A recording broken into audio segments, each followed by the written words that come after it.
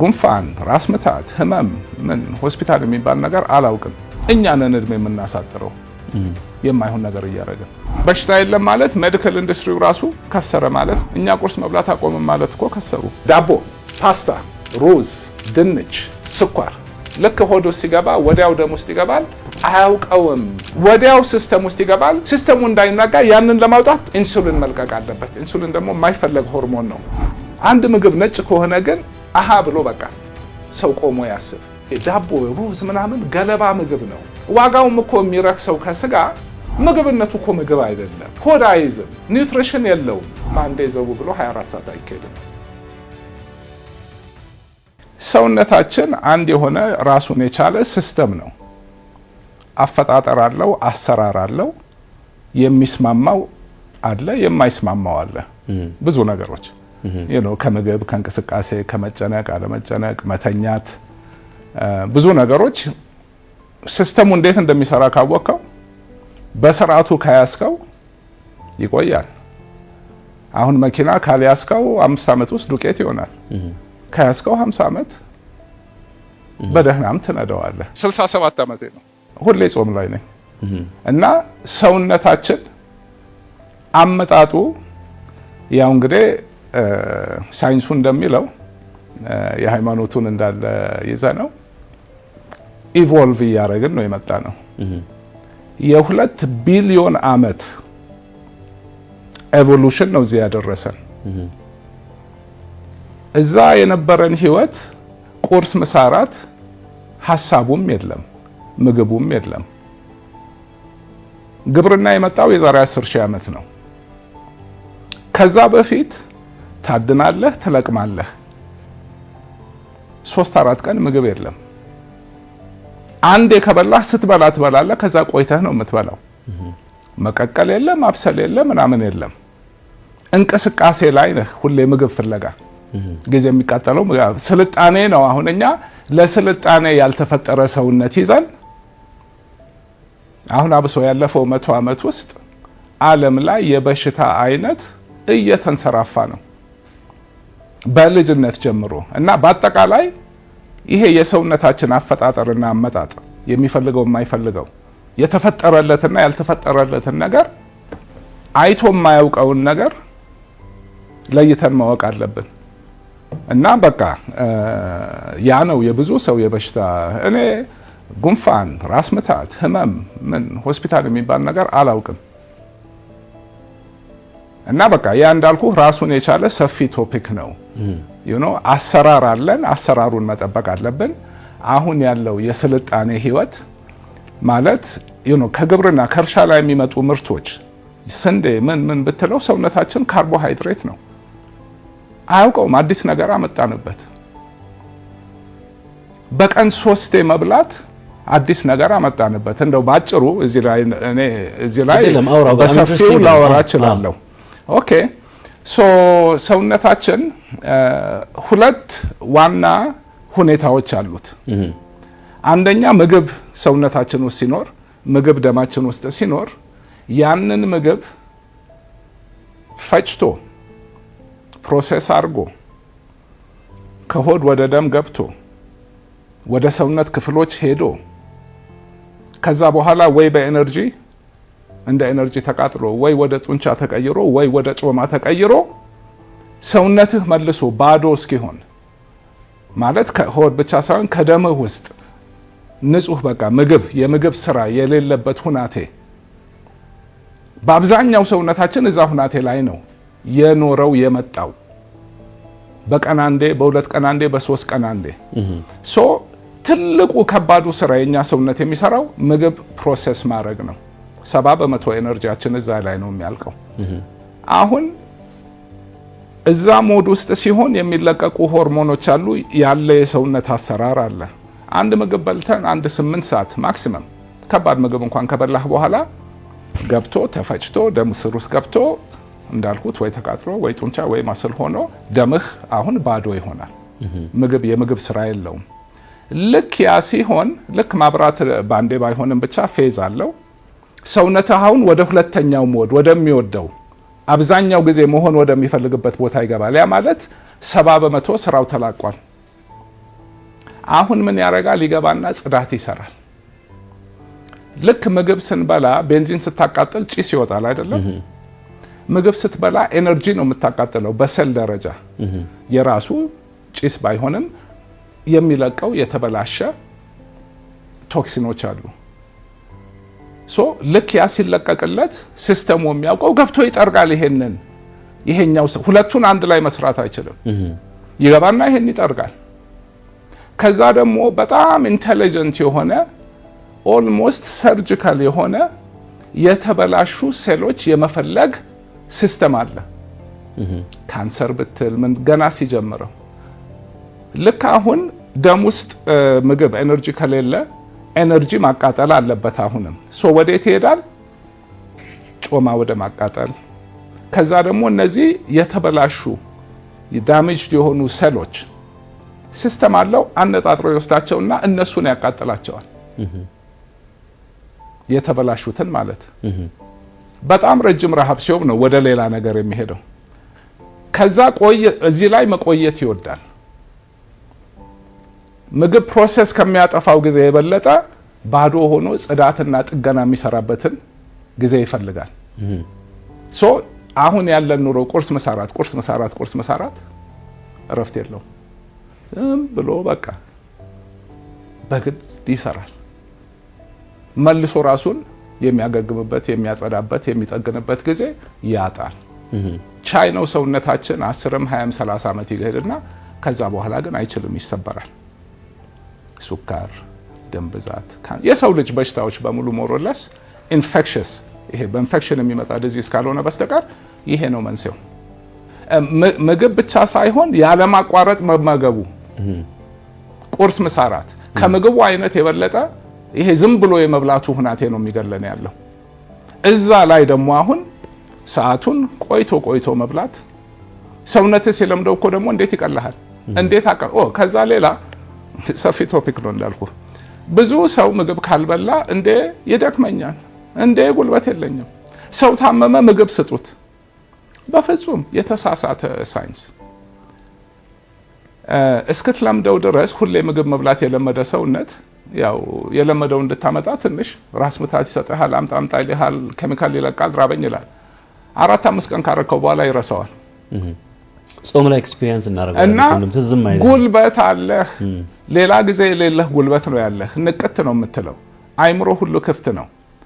በሳይንሱም በኤቮሉሽንም ስታየው ሰውም እንስሳም ንቁ መሆን ያለበት፣ ብርቱ መሆን ያለበት፣ ጉልበት ማሳየት ያለበት ሲራብ ነው። ለምን ሄዶ ምግብ ማምጣት አለበት፣ ማደን አለበት። ሲስተሙ ሁሉ የሚነቃው ባዶ ሲሆን ነው። ለምን ሰርቫይቨሉ ሂዶ አድኖ ማምጣቱ ላይ ወሳኝ ነው። ምግብ ስትበላ ምንድን ነው በአንዴ ድክም ይልህና አረፍ ማለት ትፈልጋለህ። ደም ሁሉ ሆድህ ጋር መጥቷል። ትልቅ ስራ ሰጥተዋል። አይምሮም ውስጥ ደም የለም፣ ሁሉ ነገር እዚህ ውስጥ ነው፣ ሆድ ውስጥ ነው። ብዙ ሰው የሚሳሳተው ካልበላው ይደክመኛል። በፍጹም ጉልበት የሚፈልግ ሰው በቃ አንዴ ግጥም አድርጎ መብላት፣ ከዛ ረጅም ጊዜ አለ መብላት። ሲስተሙ ለዚህ ነው። ሁለተኛ በእንስሳ ደረጃ አሁን ውሻ ሲያመው ምንድን ነው የሚያደርገው? ሂዶ ጥግ ይዞ ጥቅልል ብሎ 3 ቀን ይተኛታል። ከዛ ተነስቶ ጭራውን እንዲህ እያደረገ ይነሳል። ምግብ ውሃ ብትሰጠው አይቀምስም። ማንኛውም ተፈጥሮ ውስጥ ያለ እንስሳ ይሄ ነው። ስንታመም ማወቅ ያለብን ማድረግ የሌለብን ነገር ቢኖር ምግብ መብላት ነው። ቅድም እንዳልኩህ ነው። ራሱን ገብቶ እንደማገብ፣ እንደማዝራት፣ እንደማከም እዚህ ጋር ከባድ ስራ ጦርነት ተከፍቶበት አንተ እዚህ ጋር ሌላ ትለቅበታለህ ምግብ ዋናውን ስራ እዚህ እንዳይሰራ። ጉንፋን ሲይዝህ፣ ኢንፌክሽን ሲይዝህ፣ ምን ሲይዝህ ጸጥ ጾም፣ ያኔ ሰውነቴ ይከላከላል። ስበላ ምግቡ ሰውነቴ ደግሞ ኦኬ የተመጣጠነ ሰውነታችን ምንድን ነው የሚያስፈልገው? ምን አይነት ምግብ ነው የሚያስፈልገው? ፕሮቲን፣ ፋት፣ ሚነራልስ፣ ቫይታሚንስ፣ ትሬስ ሰብስታንስስ የሚሏቸው አሉ። ሁሉም ምግቤ ውስጥ ለማግኘት ሞክራለሁ። ከዛ ደግሞ ያው አንዳንዴ ሰፕሊመንት አደርጋለሁ። ግን የኔ ምግብ አሁን 60-70 በመቶ ፋት ነው የምመገበው።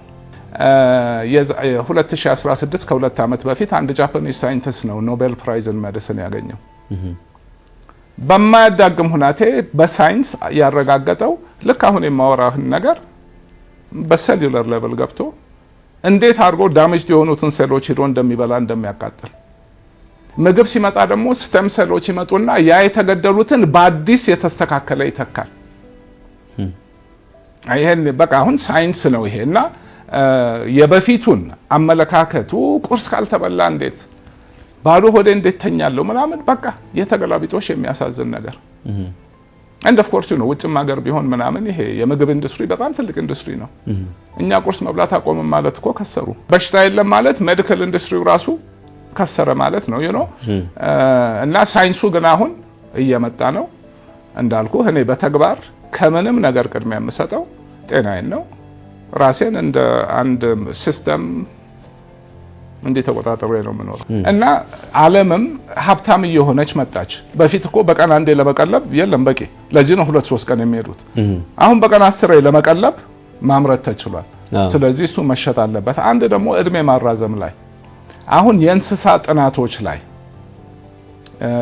ለሰው ልጅ በጣም ይቀራረባል። አይጥ ምን አለ ግን ይሄ ሪስስ ማንኪ የሚሏቸው አሉ። በቃ ከእንስሳ ሁሉ ለሰው የሚቀራረብና እዛ ውስጥ የሚሰራ ኤክስፐሪመንት እድሜያቸው ደግሞ አጠር ስለሚል አሁን የምልህን አይነት ቆይቶ መብላት ብዙ አለመብላት እንዲህ የሚለውን የነዚህን እድሜ በ30 በመቶ አሳድጎታል፣ አስረዝሞታል። ያን ተጨማሪ 30 በመቶ ጤነኛ ሆነው ነው የሚቆዩት። ያረጉት ጥናት እዚህ ጋር ያው ብዙዎቹን እንደፈለጉ ምግብ እንዲበሉ ለቀዋቸዋል። እነዚህን ትንሽ ምግብ እያጾሙ ነው የሚያበሏቸው። ላይክ አመት 2 አመት ውስጥ አንድ ሰው ሙሉ እድሜ እንደሚሆን ነው የሚሄዱት እና ትንሽ ከዛ ረዘም ይላል። ልዩነታቸውን ሳያቸው እነዚህ የበሽተኛ ማዕት ዝም ብሎ በጊዜ የሚያልቁ ናቸው። እነዚህ ምንም አይማቸውም 30% ሞር ይኖራሉ። እኛ እንግዲህ አሁን ለምሳሌ አንድ ሰው 100 አመት ዝም ብሎ ቁጥሩ እንዲመች ማለት ነው በኖርማል ህይወቱ ይኖር እንደነበረ በዚህ በሄድ ሜቢ 130 ይኖራል ማለት ነው። ከጤናም ሁሌም ጥሩ ስሜት ከመያዝም ሌላ እድሜ ማራዘምን ባህሪ ያለው። እድሜ የሚያራዝመው ለምንድን ነው? እኛ ነን እድሜ የምናሳጥረው የማይሆን ነገር እያደረግን። ሲስተማችን ከለመደው ውጭ አሁን አዲስ ነገር ድንገት ስታመጣበት ሾክ ያደርገዋል፣ ይጣላሃል፣ ይዋጋሃል፣ ይጋፋሃል የለመደውን ነገር ለማግኘት። ስለዚህ ዝም ብሎ የጉልበት ነገር በጉልበትም ልታሸንፈው ትችላለህ፣ ግን አያስፈልግም። ሶኔ አሁን መጀመሪያ ሲጀምር ይሄ መጾም ይሻላል፣ ለጤናዬ ጥሩ ነው፣ ለሁሉም ነገር ያልኩት ነገር ጥሩ ነው ብዬ ስወስን አጠናሁት። አካሄድ አለው። ተነስተህ ባንዴ 100 ኪሎ አታነሳም፣ ወር ባንዴ ማራቶን አትሮጥም፣ ትሬን ታደርጋለህ። መጀመሪያ ያልኩት ቁርስ አቆምኩኝ። 3 ከምሳ ሰዓት እስከ 6 ሰዓት ቆያለሁ። እኔ ደግሞ የሚገርም ነገር በፊት ምግብ ካልበላው ራሴን ያመኛል። ገብቷል። ምሳ ሰዓት ካልበላው 9 ነገር ካላደረኩ 9 ሰዓት የሆነ በቃ ጥሩ ስሜት አይሰማኝም። ስለዚህ ቁርስ አቆምኩኝ። 3 ወር ቆየው እዛ ላይ እስከ 6 ሰዓት አልበላም። ከዛ ደግሞ ማታ ሳላመሽ 12 ሰዓት 1 ሰዓት ላይ በላለው። በጣም ብዙም አልበላም፣ በጣም ትንሽም አልበላም። እዛ ላይ ቆየው፣ ለመድኩት። ትንሽ ቆይቶ ጧት እንዴ በቃ ምንም ኦኬ። ሌላው 2 አይነት አጿጿም አለ። ውሃ ወር ፈሳሽ እየጠጣህና ሳትጠጣ መጣበታለሁ። ግን መጀመሪያ ጧት ስነሳ እኔ ውሃ ጠጣለሁ። ካልሆነ ደግሞ ግማሽ ሊትር የሚይዝ ብርጭቆ አለኝ ግሪን ቲ። በቃ ተነስቼ እሱን አደርጋለሁ። እንደውም እሺ ቆይ አብሮ ብዙ ጊዜ 11 እና 12 ሰዓት መሀል ነው የምነሳው። ሌሊት ማለት ነው? ጧት ሌሊትማ ተኝቻለሁ። ጧት ያው ሌሊት ነው የሚባለው አይደል? ጧት 11 ሰዓት ነው የሚባለው። ያ ሰዓት ደስ ይለኛል። እነሳና ፖርች አለ፣ መስኮቱን ከፍታለሁ። ራሱ አየሩ ንጹህ ነው፣ ጸጥ ያለ ነው። አገር ሁሉ ተኝቷል። የሆነ ደስ የሚል መንፈስ አለው ያ ሰዓት። አይምሮህ አርፎ ገና መነሳቱ ነው። ግርግር የለውም፣ ንጹህ ነው። ጥርት ያለ ነገር ነው የምታስበው። ሐሳብህ ስብስብ ይላል የምትፈልገው ነገር ላይ። ብዙ ጊዜ የምጽፈው ጧት እነሳለሁ። በዛ ሰዓት መሃል ስነቃ አላርም አላረግም። ሻይን ጠጣለሁ፣ ቡና ወዳለሁ። ሱካር አላረግም። ሁለቱ ውስጥ እኔ ሱካር ሻይ ውስጥ በቃ ሱካር ማድረግ ወንጀል ነው የሚመስለኝ። ግሪን ቲን ጠጣለሁ፣ ቀስ ብዬ ደግሞ ቡናዬን ጠጣለሁ፣ ውሃ ጠጣለሁ። ስለዚህ ጾም ስል ሱካር ወይም ካሎሪ አይኑረው እንጂ ሻይ በበርሜልም ሊጠጣ ይችላል ሱካር ከሌለው። አንዳንድ ሰው ሆዴን ይላል ቡና፣ ምን ችግር የለኝም። እስከ ምሳ ሰዓት ድረስ ምግብነት ያለው ነገር በፈሳሽ መልክም ሆነ በሶሊድ መልክ አልወስድም። ምሳ ሰዓት ይበላል። አንድ ሌላ እዚህ ላይ የምግቡ አይነት አበላል ሰዓቱን ስንቀንሰው ብዛቱን መቀነስ ማለት አይደለም፣ አይነቱ ግን ወሳኝ ነው። እኔ አሁን ይሄ ለሰው የምመክረው ነገር አይደለም። እኔ አሁን ቬጀቴሪያን ነኝ፣ ስጋ አልበላም። ስጋ ከበላው 23 24 ዓመት ሆኖኛል። ስጋ የሚባል ማለት ዶሮ አልበላም፣ የአሳ ነው የምበላው፣ አታክልት ነው በቃ። የኔን አበላል ለማሻሻል ግን አሁን በሳምንት 2 3 ቆንጆ ጥሬ ክትፎ በቅቤ ኦር በኦሊቭ ኦይል በበላ የተሻለ ነበር ለኔ። እኔ ስጋ ማልበላበት ራሱ የሌላ ከጤና ውጭ የሆነ ምክንያት ነው ያለኝ። ሲበዛ ጥሩ አይደለም፣ እንደ ማንኛውም ነገር በመጠኑ ስጋ መኖሩ ግን ጥሩ ነው። ግን ቀላል መመሪያ ነጭ የሆነ ምግብ አለመብላት። ጮማ ማለት ነው? ኖ ኦኬ፣ ጮማ ኤክሰፕት ጮማውን በለው በልኩ። ዳቦ፣ ፓስታ፣ ሩዝ፣ ድንች፣ ስኳር፣ እነዚህ በሙሉ ሲምፕል ካርቦሃይድሬት ናቸው። ልክ ሆድ ውስጥ ሲገባ ወዲያው ደም ውስጥ ይገባል። አያውቀውም። ይሄ ከግብርና የሚመጡ ምርቶች ወዲያው ሲስተም ውስጥ ይገባል። ቱ ማች በቃ ከሚፈልገው በላይ ኒውትሪየንት አብሶ የሹገር ብሬክ ዳውን አድርጎ ቶሎ ይገባል።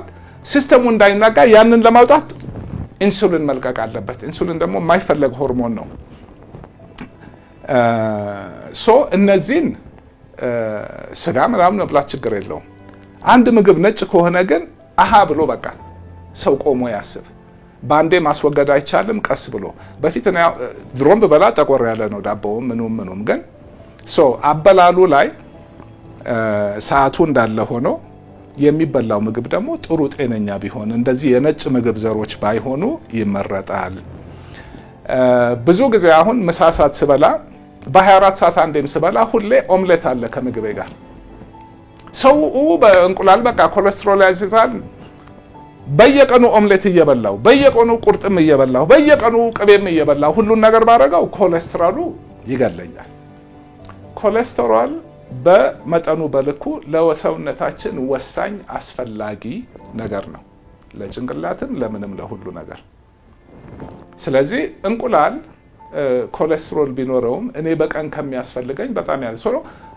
ሌላ ብዙ ኮሌስትሮል ያለው ምግብ ስለማልበላ 4 እንቁላል ኦምሌት፣ ቃሪያ፣ ሽንኩርት ተከትፎ እሱ እንደ ሳይድ ዲሽ ነው።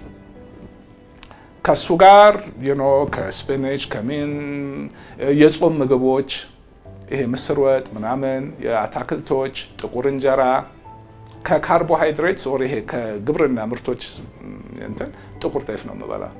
እንጀራ ዳቦም ቢሆን የጤፍ ዳቦ ነው። የምግቡ አይነት ከሰዓቱ ጋር እንድ ደግሞ አሁን ይሄ ዳቦ ሩዝ ምናምን ገለባ ምግብ ነው። ዋጋውም እኮ የሚረክሰው ከስጋ ምግብነቱ እኮ ምግብ አይደለም። ሆድ አይዝም፣ ኒውትሪሽን የለውም፣ ለማምረት ርካሽ ነው፣ ብዙ ይሆናል። ስጋ እኮ ውድ የሚሆነው ምግብ ነው። ሆድህን ቅቤ ውድ የሚሆነው ምግብ ነው፣ ይይዝሃል፣ ትርጉም አለው። በቀላሉም አታመጣውም ያንን ዴንሲቲ ምግብ። እቺ ፉሽ ብላ በ3 ወር ትወጣለች፣ ትበላታለህ፣ ያው ገለባ ነው የምትበላው። ይሄ አድጎ ምን ብሎ ኒውትሪሽን ሁሉ ነገር፣ እንቁላል ኦልሞስት ሁሉ ነገር አለው። እንዳልኩት ብዙ ሳልሄድበት የምግቡ አይነት ወሳኝ ነው። ይሄ ነገር እንዳልኩት 5 ኪሎ ታነሳለህ፣ ከዛ 10 ኪሎ፣ ከዛ 20 ያልክ 100 ነው የምትገባው። ቁርስ መተው መጀመሪያ፣ ምሳና ራት፣ ከዛ ቀስ እያሉ ምሳና ራት ያለችዋን ትንሽ ቀነስ፣ ሰዓቱን ጠበብ። 6 ወር ፈጀብኝ 24 ሰዓት ለመግባት፣ ሰውነቴን ሳላስጨንቀው፣ ሰውነቴ ሳይጣላኝ ራሱ እየለመደ አልፈልግም። ረሃብ ምን እንደሆነ ካወቅከው፣ ሁሉ ነገር ካወቅከው ትቆጣጠረዋለህ። ረሃብ ሰዓቱን ጠብቆ ሰውነት የሚለቀው ሆርሞን አለ። የረሃብ ሆርሞን ናት። ሳይንሱ ጥናቱ እንደሚያሳየው እኛ የምናስበው በሎጂክ እየቆየህ ባልበላ በሄድኩ ቁጥር ሞር ሆርሞን እየተለቀቀ ሞር ራቡ እንደሚወርህ ነው። ነገሩ ግን ያቺን ይለቃል። ልክ ያቺ ግማሽ ሰዓት ስታልፍ የለም ቆይቶ ይለቃል። የተወሰነ ቀን ከለቀቀው በኋላ እየቀነሰ እየደከመ ነው የሚሄደው። ያንን ከተገነዘብከው ረሃብ ማምን አድርጎ ምን እንደሆነ ካወቀው ያቺን ሰዓት ታሳልፋታለህ፣ በእውቀት ትቆጣጠረዋለህ። ዋና ማስተላለፍ የፈለኩት ነጥብ ባንዴ ዘው ብሎ 24 ሰዓት አይካሄድም። ተለማመዱት። ሁለተኛ ለፈለገ ሰው ለምሳሌ አሁን በሳምንት 1 ቀን ወር 2 ቀን ዝም ብዬ ጾማለሁ ካልክ ሌላውን ጊዜ እንደልብህም ብትበላ ምንም ችግር የለውም። ገብቶሃል? በግድ እንደዚህ በ24 ሰዓት ሳይሆን እንደፈለክ በልተህ በሳምንት 1-2 ቀን ጥሩ ጾም። አንድ መጨረሻ ነጥብ ጾም ላይ ውሃ እየጠጡና ውሃ ሳይጠጡ መጾም፣ ደረቅ ጾም ባጭሩ መጀመሪያ ላይ መደረግ የለበትም። ግን 24 ሰዓት ደረቅ ጾም ማለት ውሃም ምግብም የሌለበት ጾም ሰውነትህ ላይ ከሚያመጣው ይሄ በሽታ አድኖ መግደል ምን በቃ ይሄ ጥሩ ቤኔፊት ሁሉ በ3 እጅ ይባዛል። 3 ቀን እኔ ቅድም እንዳልኩት ሻይ ቡና ውሃ እየጠጡ መጾምና 24 ሰዓት ደረቅ ጾም እኩል ነው ጥቅሙ። ግን እንዳልኩት ተለማምደህ ሄደህበት የምታደርገው ነው። ከምንም ነገር ቦታ መስጠት ያለብን ነገር ጤናችን። ያን እንዴት ነው? ምን ማለት ነው? በተግባር ማለት ምንድን ነው የምናደርገው? ጤና ሲባል ደግሞ ሰውነታችን አይምሯችንም ነው አንድ ናቸው። ይሄን የሚረዳ ይሄን ይረዳል፣ ይሄን የሚረዳ ይሄን ይረዳል። ይሄን ስለማውቅ ጠዋት ስነሳ ኮርሶች እያዘጋጀው ነው በእነዚህ ነገር። በቃ ዝም ብሎ ብዙ ነገር ስለሆነ ዝርዝሩ ይሄ ስርዓት እንዴት እንደሚሰራ ግንዛቤ ስላለኝ ተኝቶ ሲነሳ ምን አይነት ኮንዲሽን ውስጥ ነው ይሄ ሰውነት? ወጣት ስትሆኑ ብዙ ላይ ሰማችሁ ይችላል። ግን እድሜ በሄደ ቁጥር ጠዋት ስንነሳ ገና አልነቃም። ሌሊቱን ሙሉ ሰውነታችን ስራ ላይ ነው ያደረው፣ ሲያጸዳ፣ ሲጠግን፣ ቴምፕሬቸራችን ወርዶ the whole system አይምሯችን አሁን ህልም ያያል፣ ግን it's not conscious። አይምሯችን ሸት ዳውን አድርጓል። ዝም ብሎ እንዲህ ሊነቃ አይችልም። ሞቆ ነው መነሳት ያለበት the whole system። አሁን መኪና ጠዋት ብርድ አድሮ ዝም ብሎ አስነስቶ ተነስቶ ማርሽ አስቀብቶ ይኬዳል። ይንተፋተፋል አይደል? ሲሞቀው በኋላ መስመር ይገባል። ግን የመኪናው ዕድሜ ያጥራል፣ ይሰበራል። ሲነሳ እንዴት እንደምቀሰቅሰው አውቃለሁ። አንድ ስቴፕ ከዛ በፊት እንቅልፍ የሁሉ ነገር መሰረት ነው። እንቅልፍ ሳይኖር የማወራው ነገር ሁሉ ምንም ትርጉም የለውም፣ አይሰራም። 8 ሰዓት እንቅልፍ እኔ ሃይማኖቴ ነው። 4:30 ዓለም ይፈነዳል። ከ4:30 በፊት ራሱ አቀዘቅዘዋለሁ ወደ እንቅልፍ ለመግባት። እንዲሁም ደግሞ አይጠፋም አልጋ ውስጥ ገብቶ ማፍጠጥ። ለዚህ ነው ጠዋት ስነሳ ምንድን ነው የሚያነቃኝ ነገር? ካልጋ ወጣለሁ፣ መስኮቴን ከፍታለሁ፣ ብርሃን አያለሁ። እርግጠኛ ነኝ አንድም ሰው አያውቅም። በቃ ብዙ የማይታወቁ ፋክቶች አሉ። 40% of our brain ከአይናችን ጋር ነው የተያያዘው። ከአይን የሚመጣውን ነገር ፕሮሴስ የሚያደርግ ነገር ነው 40% of the real estate። ለምን? የሚገርመው ነገር እያንዳንዱ ሰውነታችን ያለ ሰል አጥንት፣ ጉበት ምናምን ሳይቀር ላይት ሰንሰር አለው። ለምን? ኤቭሪ ሰል የእንቅልፍ ሞድ አለ፣ የእንቅስቃሴ ሞድ አለ። አንዱ ላይ ነው ያለው። እዚህ ጋር ያለው አሰራር ሌላ ነው። እዚህ ጋር ኤቭሪ ሰል ኢን ዘ ቦዲ ላይት ሰንሰር አለው። እንግሊዝኛ መደባለቅ አልወድም። አንጎላችን ከዓለም ጋር የሚገናኝበት በአይን ብቻ ነው፣ ተሸፍኗል።